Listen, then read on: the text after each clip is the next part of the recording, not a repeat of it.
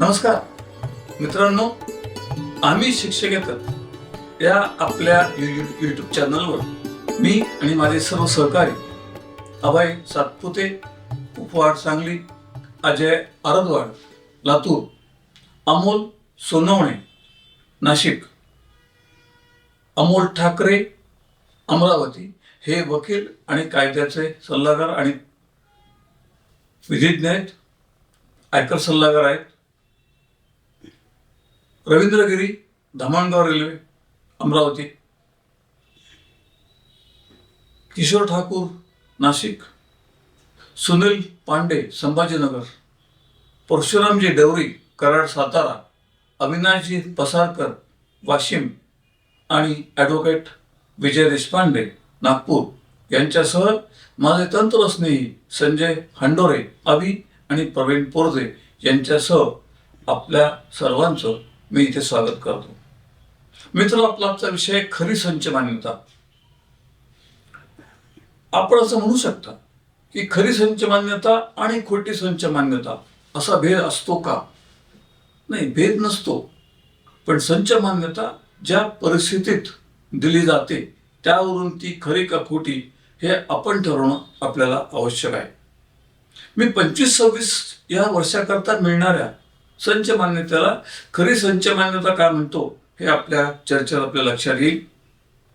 कारण 25-26ची संच मान्यता मिळताना यापूर्वीच्या ज्या काही याचिका होत्या आणि न्यायालयाची जिथं जिथं स्थगिती होती ते सर्व बाजूला गेल्यामुळे आत्ता शासन निर्णय आणि शासनाची परिपत्रकं यांच्या आधारे 25-26 करता जी संच मान्यता आपल्याला मिळेल ती खऱ्या अर्थानं आपल्याला खरी संच मान्यता म्हणावी लागेल असं मला वाटतं.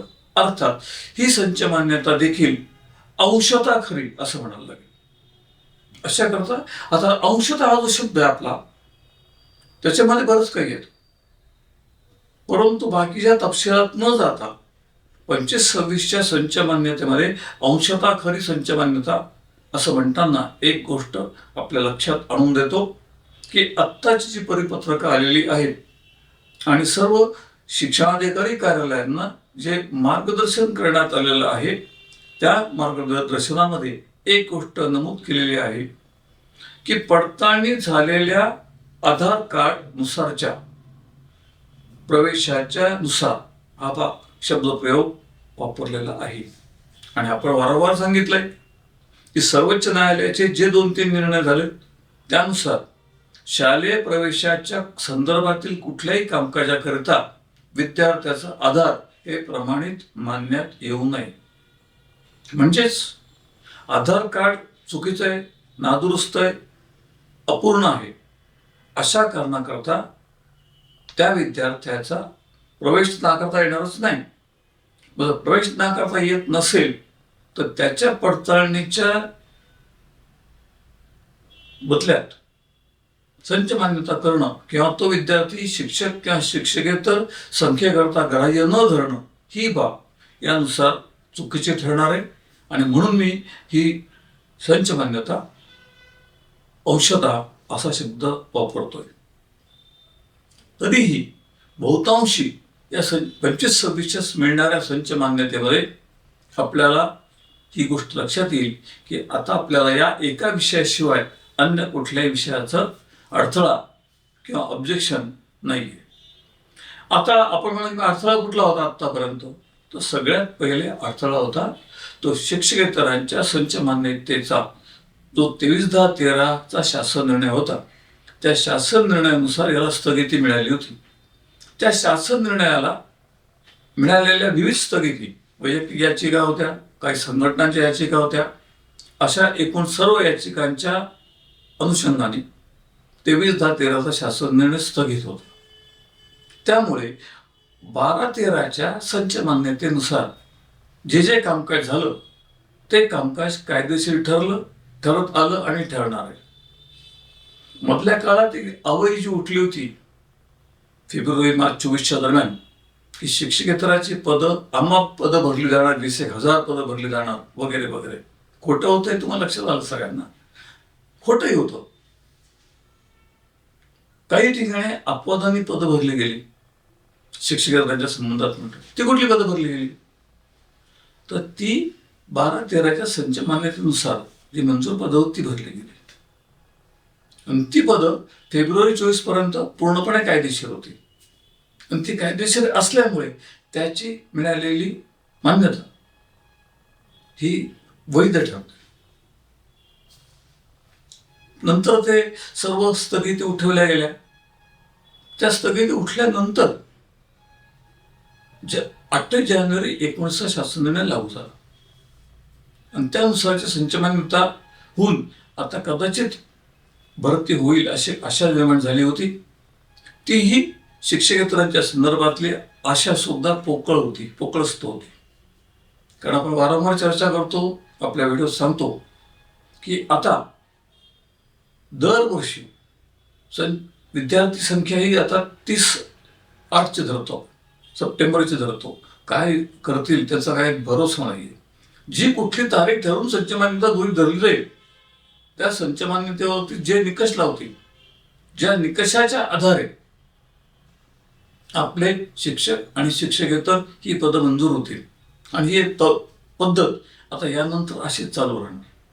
आणि हे होता होता ऑक्टोबर महिना उजाडतो आणि हा ऑक्टोबर महिना उजाडल्यानंतर त्यामधले अतिरिक्त कर्मचारी काढले जातात आणि दरवर्षी निघणार आहे. आता याच्यामध्ये अंत पडणार नाही, अंत होणार नाही, दरवर्षी निघणार. मग शिक्षक आणि शिक्षकेतर जे अतिरिक्त ठरतील त्या अतिरिक्त व्यक्तींचं समायोजन होईपर्यंत ज्या ज्या वैयक्तिक मान्यता दिल्या जातील त्या अवैध ठरतील. पण लक्षात ठेवा, सर्व शिक्षक किंवा शिक्षकेतरांचं समायोजन जोपर्यंत होत नाही तोपर्यंत वैयक्तिक स्तरावर दिलेल्या मान्यता या अवैध ठरतात. कशा?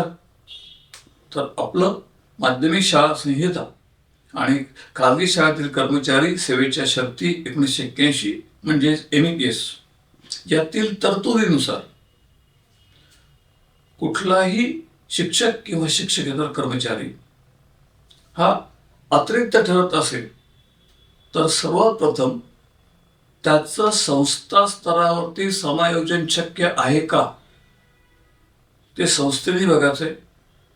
ते शाळा आणि संस्थेने अशा व्यक्तींचं समायोजन त्यांच्या स्तरावर करायचं.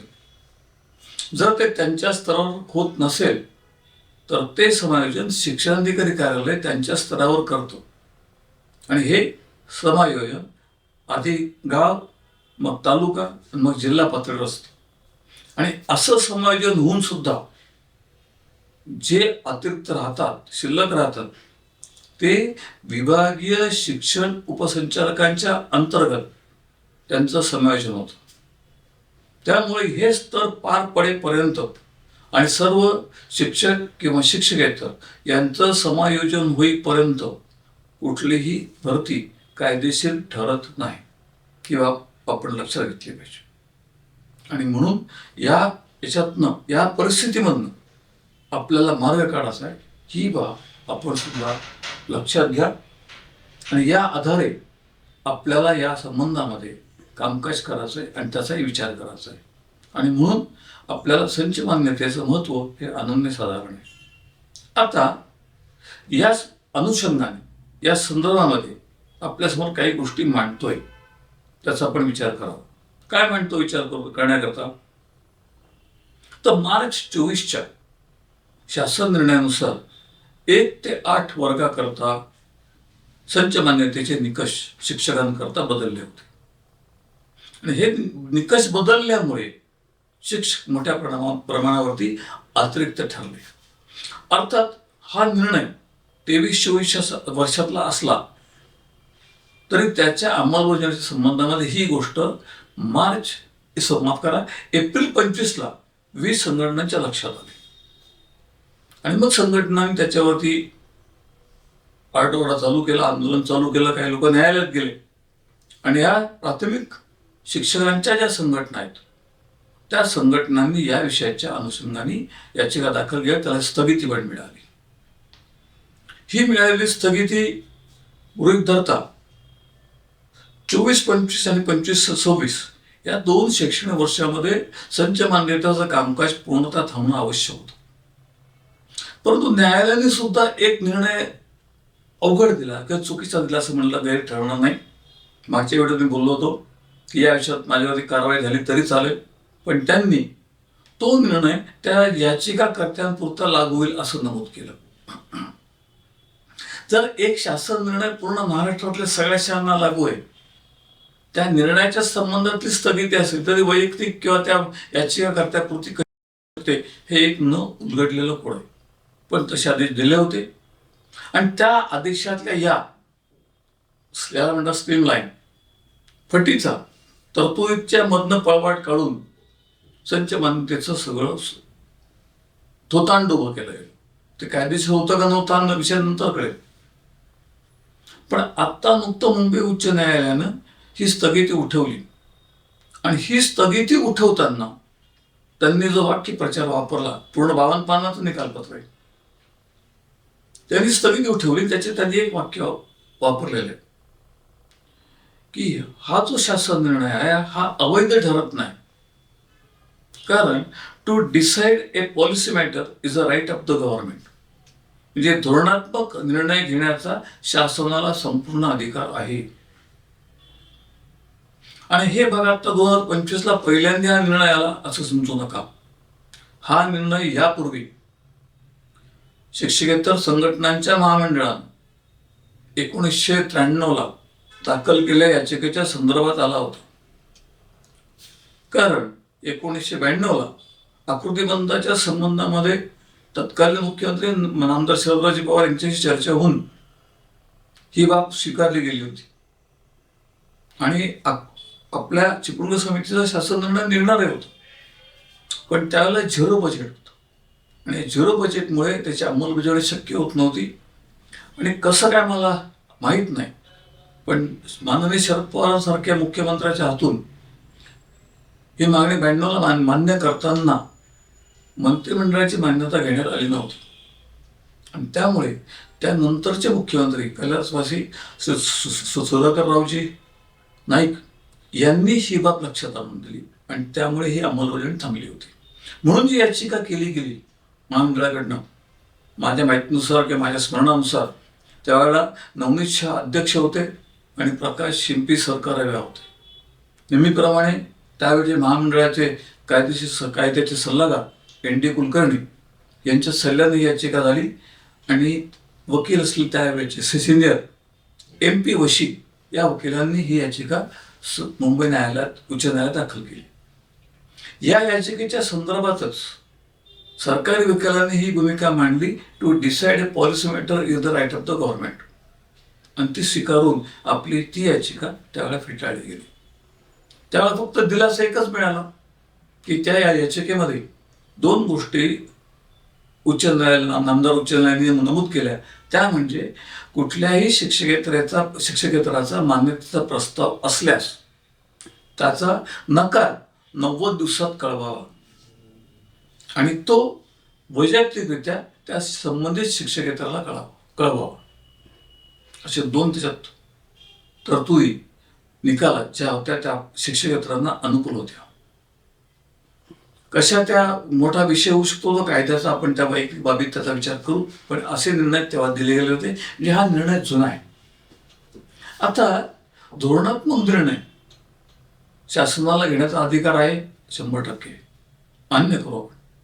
पण धोरणात्मक निर्णय घेण्याचा अधिकार शासनाला आहे म्हणजे कोणाला आहे? तर माझ्या मते लोकप्रतिनिधी म्हणून आमदारांना, प्रतिनिधींचं सभागृह म्हणून विधिमंडळ आणि विधान परिषद या सभागृहांना, किंवा या सर्वांचा निर्णय घेण्याची जी प्रक्रिया ज्यामुळे सुरू होते त्या मंत्रिमंडळाला. या 3 अधिकारातील व्यक्तींनी जो निर्णय घेतला तो निर्णय सचिवांनी कार्यवाहीत आणायचा आहे. सचिवांना स्वतंत्ररित्या कुठलाही निर्णय घेण्याचा अधिकार नाही, 100% नाही. किती मोठे ते स्वतःला IAS वगैरे वगैरे काही समजो, त्यांना सरकारने म्हणजे प्रशासनाने नाही, लोकप्रतिनिधींच्या मंडळांनी किंवा सभागृहांनी किंवा मंत्रिमंडळाने जे निर्णय घेतले असतील ते कार्यवाहीत आणण्याचा अधिकार फक्त त्यांना आहे. याशिवाय ते रद्द करण्याचा, ते बदलण्याचा अधिकार नाही. आणि याच निकषावरती सचिवस्तरीय उच्चाधिकार समिती नावाचं एक थोतांड जे उभं झालं ते आणि त्यांनी घेतलेले सर्व निर्णय बेकायदेशीर ठरतात. कारण असं सचिवस्तरीय उच्चाधिकार समिती असूच शकत नाही. कारण मंत्रिमंडळाने घेतलेले निर्णय जर सचिवस्तरीय उच्चाधिकार समिती फेटाळत असेल, विधिमंडळाचे आदेश ही समिती फेटाळत असेल आणि ही समिती अबव ऑल म्हणजे या सगळ्यांच्या वरची सर्वश्रेष्ठ असेल, तर मग या लोकप्रतिनिधींच्या सभागृहाला काही अर्थच नाही, म्हणजे लोकशाहीच नाही. यावरती मागे माझं बोलणं झालंय, याच्यावरती काम करतोय. तो शासन निर्णय रद्द झाला आहे का नाही याची माहिती काढायचं काम चालू आहे. नसेल तर त्यानुसारचे निर्णय कसे रद्द ठरवायचे ही पण प्रक्रिया करायची गरज आहे. म्हणजेच कुठलाही निर्णय ज्या वेळेला या 3 स्तंभाकडून घेतला जात नसेल तर तो निर्णय कोणी घेतला असो तो वैध ठरणार नाही. म्हणजेच एक प्रकारे मला सांगायचा मुद्दा आपल्या लक्षात येईल की जे जे निर्णय सचिवांनी घेतले आणि कार्यवाहीत आणले तर आपल्याला संपूर्ण शासन निर्णयाला आव्हान द्यायचं नाहीये.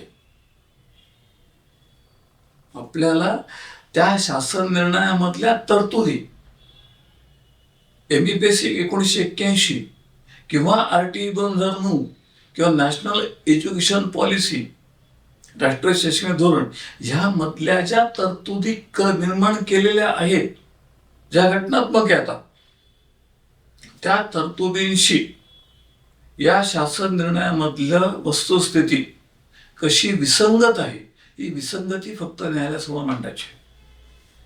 आणि मला असं वाटतं की ही जी स्थगिती शिक्षकांच्या संबंधातली उठली गेली त्यामध्ये ह्या विसंगती मांडण्यामध्ये संबंधित जे कोणी याचिकाकर्ते आहेत ते किंवा त्यांनी नेमलेले विधिज्ञ हे कमी पडले असावेत असं माझा त्यातला निष्कर्ष आहे, अनुमान आहे. आणि म्हणून या संबंधात आता या सर्व संघटना आणि काही व्यक्तिगत याचिकाकर्ते हे सर्वोच्च न्यायालयात गेलेले आहेत.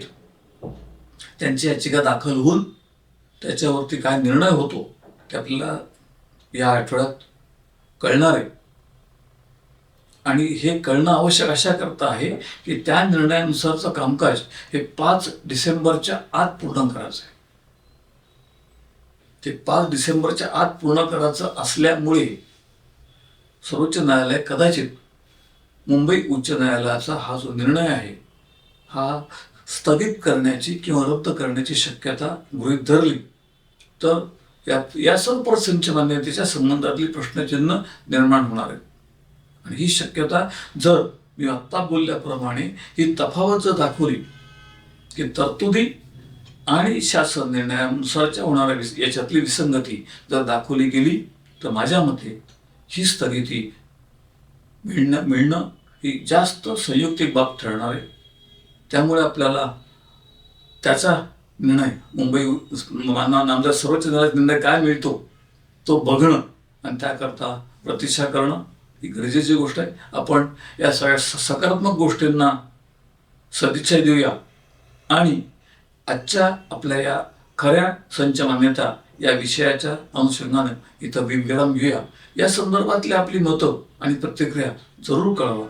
काय होतं आपण हे कळवलं की आमच्या विचारामध्ये किंवा आमच्या विचाराच्या संबंधामध्ये आपलं जे म्हणणं आहे ते आमच्यापर्यंत पोचतं आणि मग आम्ही आमचं म्हणणं दुरुस्त करण्याकरता जास्तीत जास्त प्रयत्न करतो आणि अजून जास्त अभ्यासपूर्ण विवेचन घेऊन आपल्यासमोर येत असतो. त्याकरता आपल्या प्रतिक्रिया आम्हाला आवश्यक आहेत. आवडलं लाईक करा, शेअर करा. पुढच्या व्हिडिओत आपण लवकरच भेटू. तोपर्यंत नमस्कार.